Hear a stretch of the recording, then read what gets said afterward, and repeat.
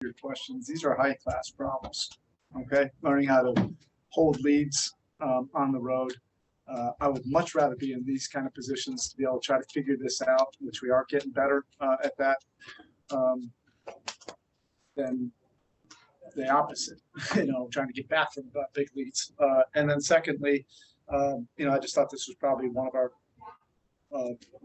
more mentally tough wins. It was a quick turnaround after a back-to-back and have an afternoon game.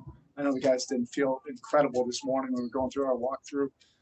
So this was going to be more about toughness and mental toughness and doing whatever was necessary to come out of here with a win.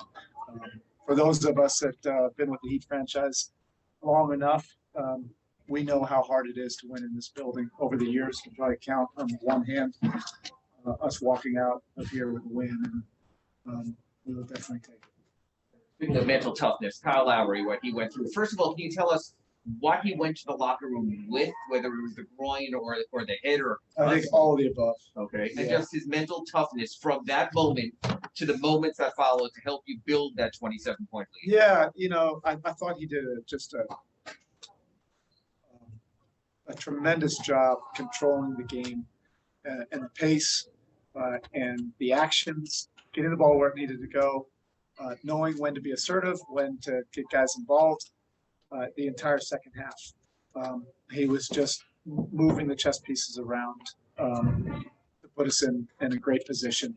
And then guys really stepped up. We were able to play through Bam quite a bit. And we were able to get some cuts and some openings.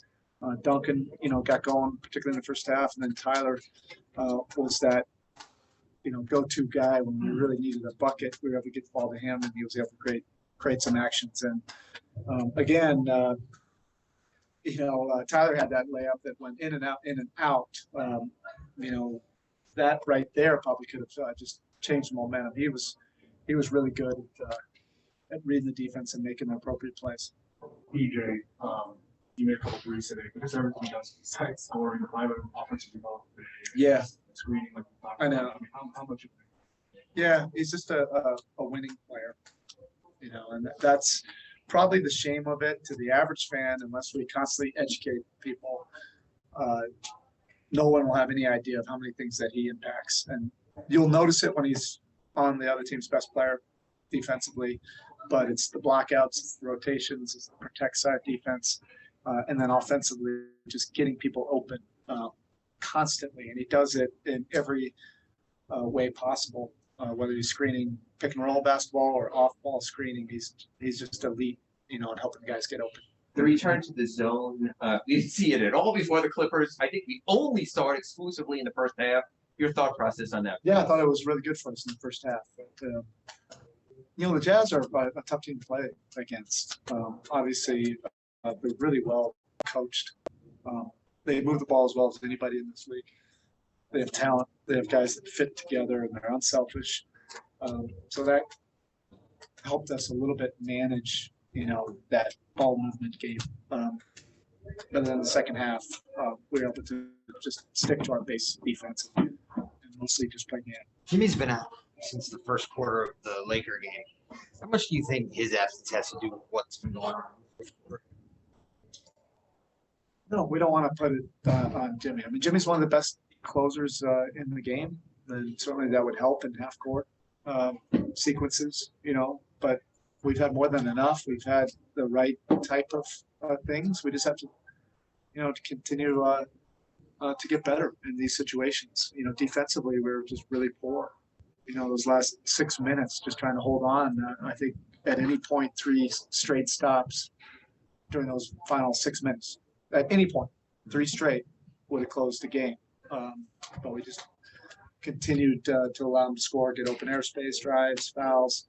And then you're just putting a lot of pressure on your offense going out the other end. We did some good things offensively. I think that's an improvement. There was just some missed shots, but there was some good, coherent, intentional execution. I guys have to be worried about Duncan, but how good could this result be for him? I don't want to I like the looks that he was getting before. It's not just about, the final result. And I know it matters to all the fans. I know it matters to him, of course. But one way or another, he creates late reactions or overreactions that help our offense. And today, he's able to get some cuts that really helped us in the second half. Coach, going back to first half and first quarter, you guys opened the quarter outscoring the Jazz 23-7. Second quarter outscored the Jazz 14-3 to open the quarter. What went right for you specifically from your perspective that allowed those big runs to start each quarter? We were able to defend the way we're capable of when we're really dialed in. That slowed a little bit of their ball movement, their typical ball movement, and then offensively, really just shared and played off each other. So it was different guys at different times during the game, and I think that's important. Where you're not just trying to, go to specific guys if that's not what's open.